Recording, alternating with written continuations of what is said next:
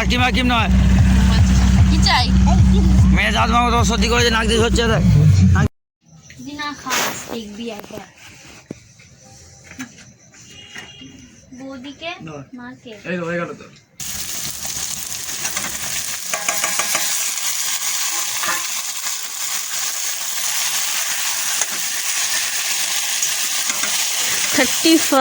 December এই দিনটার শুরুটা খুব খারাপ হয়েছিল। কারণ হচ্ছে আমার ফোনের স্ক্রিনটা খুব প্রবলেম করছিল।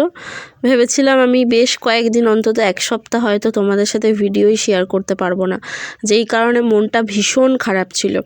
এই সময় আয়ুষের নতুন স্কুল শুরু হচ্ছে, কত সুন্দর সুন্দর মুহূর্ত তোমাদের সাথে শেয়ার করব। তাছাড়া আজকে 31 ডিসেম্বর সোনিয়ার বার্থডে আছে, সেই সব মুহূর্তগুলো শেয়ার করব। বাট ফোনটা সকাল থেকে এমন বিগড়েছে, এত মন খারাপ ছিল। ভিডিও করতে পারছি বাট ভিডিও এডিট করা যাচ্ছে না, কাউকে ফোন লাগাতে গিয়ে অন্য কাউকে ফোন চলে যাচ্ছে। এই সব সমস্যাটা দিয়ে আজকে সকালটা শুরু হয়েছিল। তবে একদম শেষে প্রায় রাত 10টা-11টার দিকে দেখলাম যে না, ফোনটা ঠিকঠাক কাজ করছে। তারপর আমার মনটা অনেকটা ভালো হয়ে গেল। তার আগে ফোনটার জন্য প্রচণ্ড মন খারাপ ছিল। একটা ফোন খারাপ হলে আমাদের মতো হাউসওয়াইফদের যে কত মন খারাপ হয়, সেটা যারা আমার মতো হাউসওয়াইফ আছো তারাই বুঝবে। আগেকার দিনের মতো এখন তো টিভি দেখার চলটা অনেকটাই কমে গেছে, এখন ফোনটাই কিন্তু আমাদের একমাত্র সম্বল। আমি কি ঠিক বললাম? যদি কিছু ভুল বলে থাকি কমেন্ট করে জানিও, ভুল বলতেই পারি, তো তোমাদের মতামত অবশ্যই কমেন্ট করে জানিও। ফোনটাই আমার কাছে সব, জানো তো। কাউকে ফোন করতে যেমন কাজে লাগে, তেমনি ফোন একটু সিরিয়াল দেখি বা অনেক কিছুই দেখি যেগুলো একটু আমার সময়টা কাটানোর জন্য ভালো লাগে। তাছাড়া সবথেকে বড় কথা, আমি ভিডিও পোস্ট করি, যদিও ডেলি পোস্ট করতে পারি না, চেষ্টা করি। ভিডিও এডিটিং করতেও ফোনের অনেক কিছু কাজ থাকে যেগুলো স্ক্রিন প্রবলেম হলে একদম সেগুলো করা যায় না। তো আজকে রান্না করেছিলাম আলু দিয়ে, ফুলকপি দিয়ে, কাটাপোনা মাছ দিয়ে পাতলা করে একটা ঝোল, তার সাথে ভাত।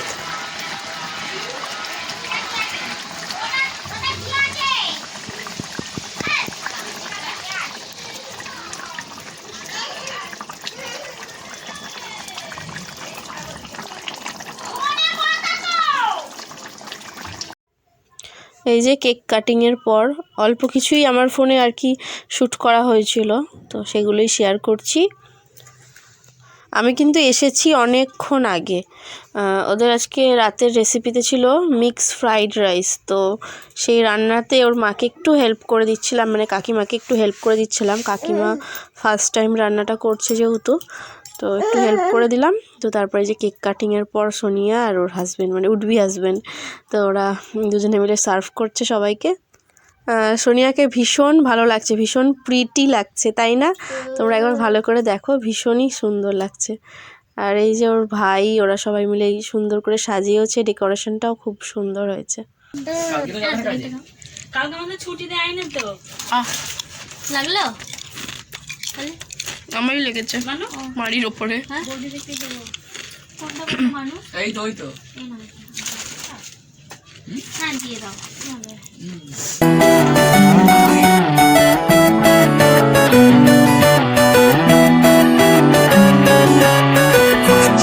তোর এক কথায় আমি রাখবো হাজার বাজি, তোর ইশারায় আমি মরে যেতেও রাজি। তোর এক কথায় আমি রাখবো হাজার বাজি।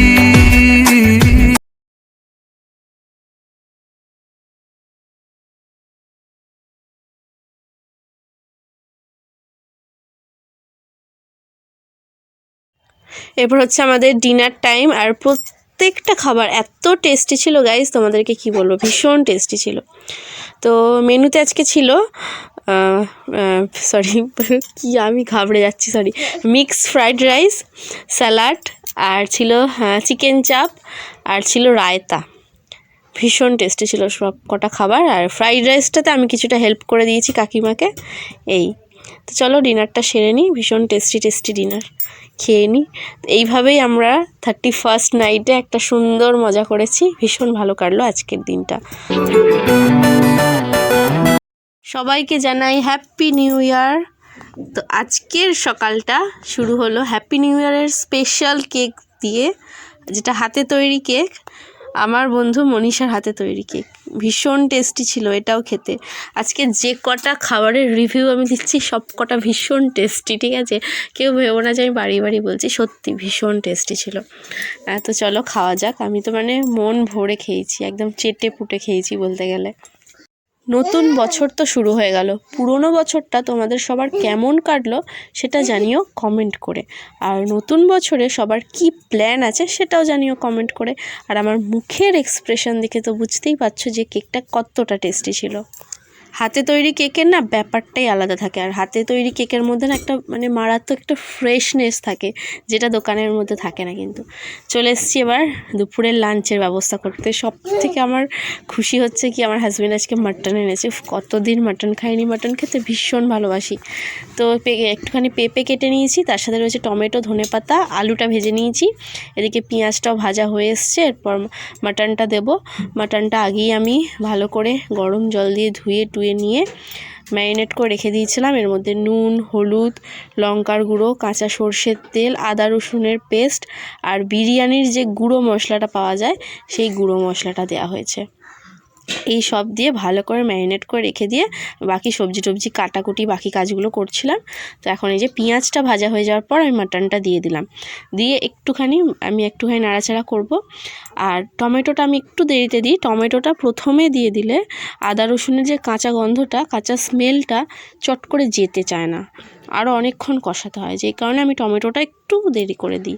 আর টমেটোটা মাংসের কষানোর যে তেলটা ওইটার সাথে টমেটোটা ভাজা হয়ে যাবে, তো ওটার মধ্যে আর কি হয়ে যাবে, টমেটোটাও মেল্ট হয়ে যাবে সুন্দরভাবে। চলো এখন হচ্ছে কষানোর পালা। আর মাটন মানেই কিন্তু অনেকক্ষণ ধরে কষাতে হয়, রান্নার প্রসেসটাও একটু সময় লাগে। আর আমার প্রেশার কুকারটা অনেক দিন হলো খারাপ হয়ে গেছে, তো সারানোর খুব একটা প্রয়োজন পড়েনি বলে সারাইও নি। তো কড়াইতেই করব আজকে মাটনটা। চর্বিগুলো তুলে রাখলাম, নাহলে গলে যাবে, কিচ্ছু খুঁজে পাওয়া যাবে না। যেহেতু কড়াই করে মাটনটা করব সেই কারণেই আমি পেঁপে আনতে বলেছিলাম। 2টো টুকরো পেঁপে আমি যখন আলুটা দেবো, মাটনে কষানো হয়ে যাওয়ার পর জল দেবো, তখন ওই 2 টুকরো পেঁপে আমি দিয়ে দেবো। এর ফলে মাটনটা তাড়াতাড়ি সেদ্ধ হয়ে যাবে। আর এটা কিন্তু সত্যি হয়, আমি আগেও ট্রাই করে দেখেছি, পেঁপে না দিলে এত তাড়াতাড়ি সেদ্ধ হতোও না, অনেক সময় লেগে যেত।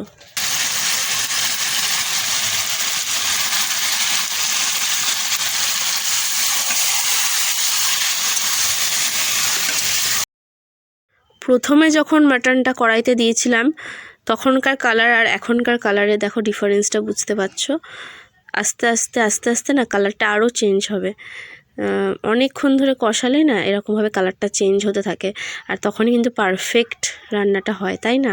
যদি কিছু ভুল বলে থাকি জানিও। তো এই যে কষানো একদম কমপ্লিট। তো দিয়ে দেবো হচ্ছে গরম জল। মাটনে আমি গরম জলই দিয়ে থাকি, গরম জল দেবো। আর নুন টুন সব তো দিয়ে দেওয়া হয়ে গেছে। আলু, পেঁপে এগুলো দিয়ে দেবো।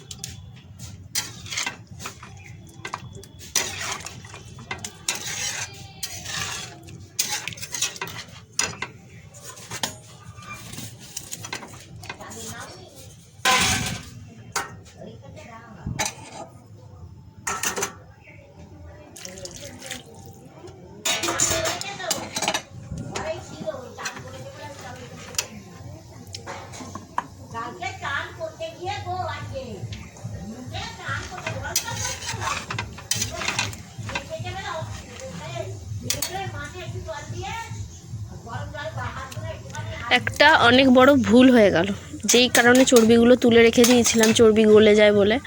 তো এত তাড়াতাড়ি চর্বিটা দিয়ে দিয়েছি, এখনও মাটন সেদ্ধ হতে অনেক দেরি। তো অলরেডি চর্বিগুলো এই সময় দিয়েছি, তো অনেকটা গলে গেছিলো। তো আরও অনেকটা দেরিতে দিলেই ভালো হতো। তো এটা আমার মানে অনেকটা বড় ভুল হয়ে গেল। নেক্সট টাইম এই ভুলটা আর করবো না। তো আমার রান্নায় কোনো ভুল হলে সেটাও আমি তোমাদের সাথে শেয়ার করি, আর রান্না ভালো হলে সেটাও শেয়ার করি। তোমাদের সাথে এই ভুলটা বিশেষত আমি শেয়ার করলাম এই কারণে, যাতে তোমরা যাতে এই ভুলটা না করো। তো এটাও আমি তোমাদেরকে বলে রাখলাম। তো আমার ভুল হয়েছে।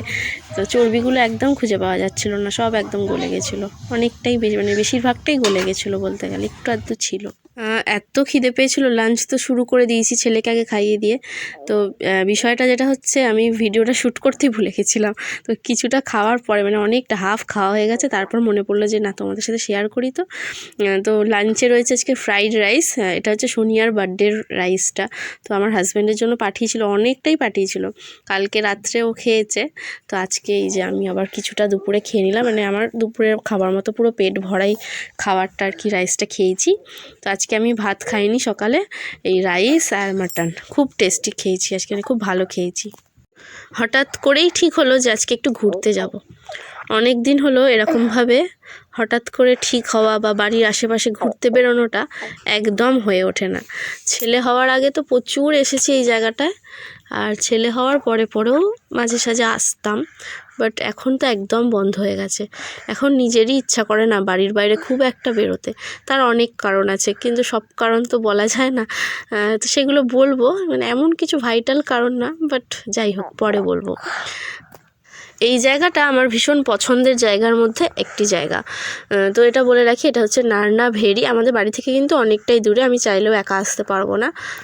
আর এই জায়গাটা কিন্তু একটা ভালো পিকনিক স্পট। আজকের দিনে, আজকে 1 জানুয়ারি, প্রচুর পিকনিক হচ্ছে। এর আগে বোধহয় 2 বছর আগে বা 3 বছর আগে ঠিক আজকের দিনেই এই জায়গাটায় আমি এসেও ছিলাম, আর এরকম দেখেছিলাম যে প্রচুর মানুষ পিকনিক করছে। অনেকে সব বাসন কোসন নিয়ে এসে, গাড়ি ভাড়া করে, ডিজে বক্স টক্স নিয়ে এসে, সেগুলো না দেখতে অসাধারণ লাগে। তো আজকে হঠাৎ করেই ঠিক হলো, মানে দুপুরে ভাত খেতে খেতেই ঠিক হলো যে চলো একটুখানি ঘুরে আসি, 1 ঘন্টা মতো থাকবো, আর এরকম পিকনিক এরা যে করছে না, এগুলো দেখে আসবো। খুব ভালো লাগে, মারাত্মক ভালো লাগে। আর আজকের দিনে তো একটু কোথাও বেরোতে হয়, না হলে কি হয় নাকি? চলো একটুখানি বেরোই। তো এইভাবেই বেরিয়ে পড়লাম। তোমাদেরকে জানিয়ে রাখি, এইখানে পিকনিক যারা করতে আসে কোনো টাকা দিতে হয় না, মানে ফ্রিতেই করতে পারে। এই জায়গাটাও ভীষণ বড়, যে কেউ আসতে পারে, মানে একটা গ্রুপ তৈরি করে পিকনিক করতে আসতেই পারে। এসে নিজেদের একটা পছন্দ মতো জায়গা বেছে নিয়ে সেখানে পিকনিক করতে পারে।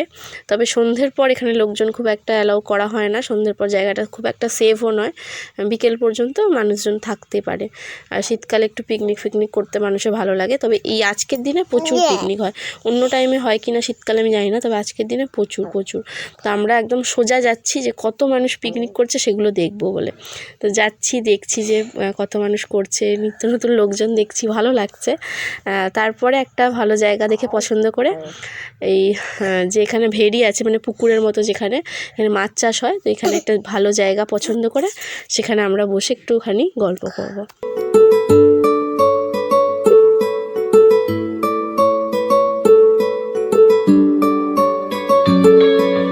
নাম জানি না তোর, আর রাত জানি না ভোর, মন যায় রে চলে যায় প্রেম জানিয়ে।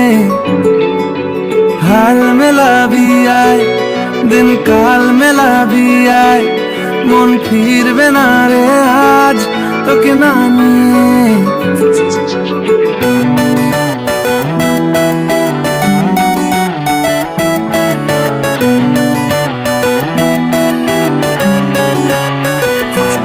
তোর এক কথায় আমি রাখবো 1000 বাজি,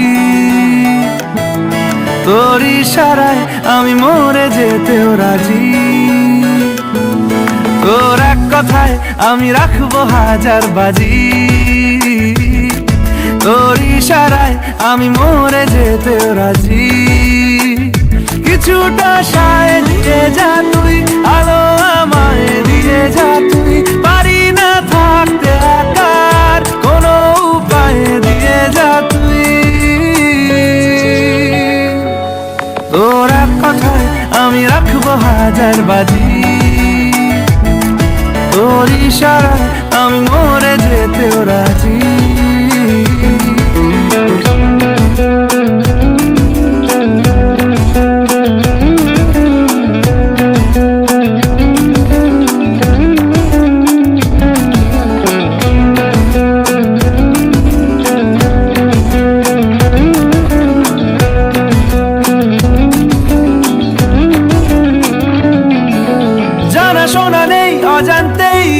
এসেছে অন্যকে আমাকে মনের অরণ্যের ঠিকানা চিনতে দে জানা শোনা নেই অজান্তেই এসেছে অন্যকে আমাকে মনের অরণ্যের ঠিকানা চিনতে দে আর কি বোঝাবো বল বলছে ফুলের দল তুই আমারই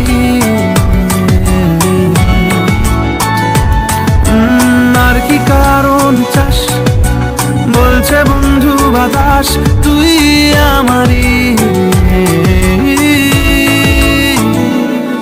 তোর এক কথায় আমি রাখবো হাজার বাজি তোর ইশারায় আমি মরে যেতেও রাজি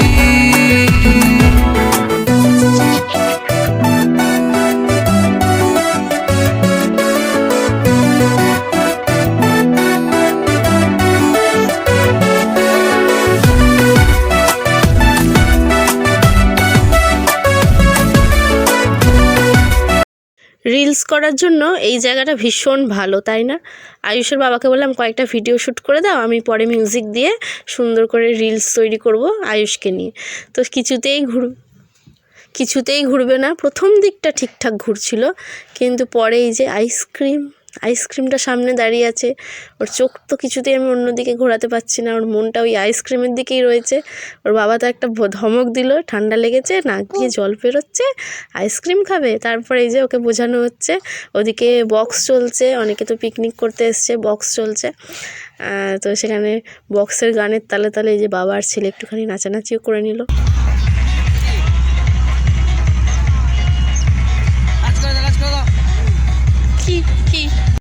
বাড়িতে এসেই যে মহারাজা ঘুমাচ্ছে, আমি এই সময় ভাবলাম আমার কাজগুলো একটু সেরে নিই। তো ভাবলাম আজকে একটু পরোটা তৈরি করি, হালকা তেল দিয়ে পরোটা করছি। পরোটা দিয়ে আর মাটন রয়েছে সকালের, তো সেই দিয়ে রাতের ডিনারটা সেরে ফেলবো। তবে আয়ুষের বাবা এসব পরোটা, লুচি, রুটি খুব একটা পছন্দ করে না, ওর প্লেন ভাত হলে ও খুব খুশি।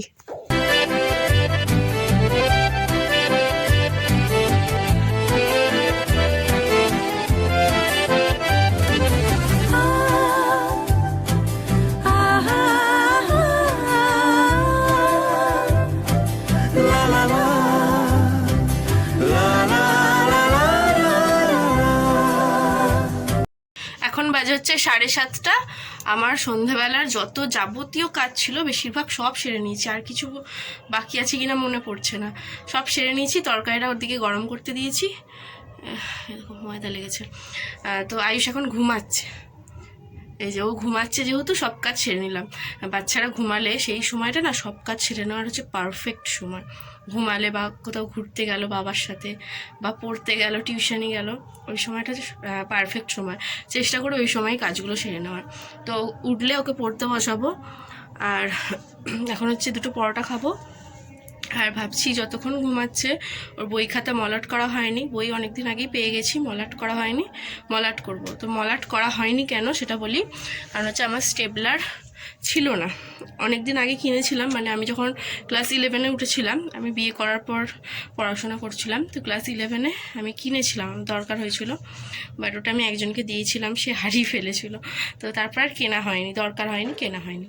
তো এখন তো মলাট করতে এটা লাগবেই, তো এটা কিনলাম কালকে। তাছাড়া আর কি কিনেছি দেখাই,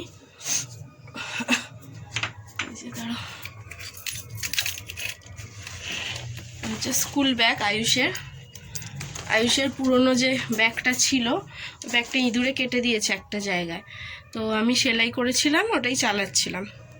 আর বড় বইগুলো ওই ব্যাগে ঢোকানো একটু মানে অসুবিধা হবে, যে কারণে এই ব্যাগটা কেনা হয়েছে।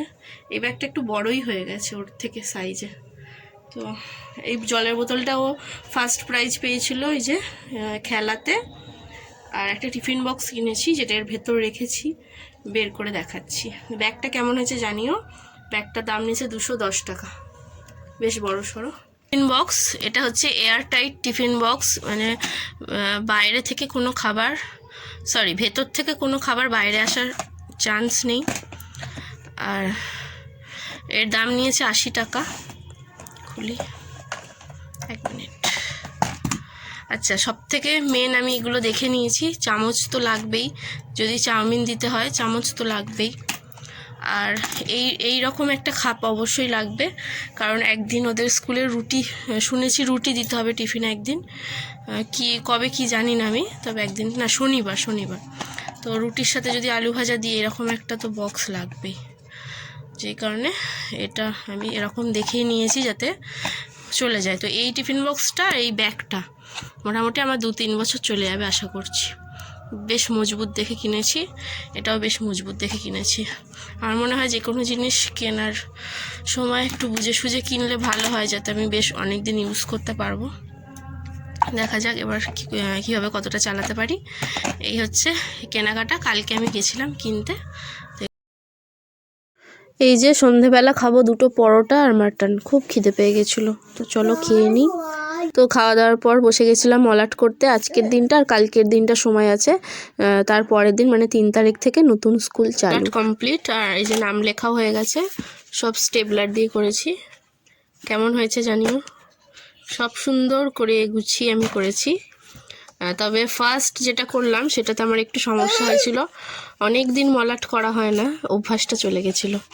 প্রথম কোন মলাটটা করলাম, এইটা বোধহয়, এটা তো আমার ছেলে একটু এরম করে দিয়েছে।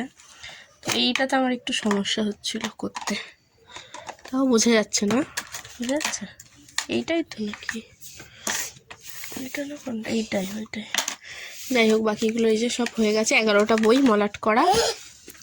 স্কুলের নতুন ব্যাগে নাম, ক্লাস লিখে দিয়েছি। এই বোতলটাই যে ফার্স্ট প্রাইজ পেয়েছিল, তো বোতল কিনতে হলো না। এখানেও নাম, ক্লাস লিখেছি। এগুলো লিখেছি ফেব্রিক রং দিয়ে, সাদা ফেব্রিক রং দিয়ে। এটা তো ধুলে মাজলে উঠে যাবে, কি করব পরে দেখছি। আর এখানেও ফেব্রিক দিয়ে করেছি, ভাবছি এরকম একটা স্টিকার দিয়ে দেবো, কিন্তু বাসন মাজার সময় তখন তো উঠে যাবে, কি করব জানি না, কিন্তু এটা উঠে যাবে এরকম মনে হচ্ছে, এরকম নখ দিয়ে করলে উঠে যাবে মনে হচ্ছে।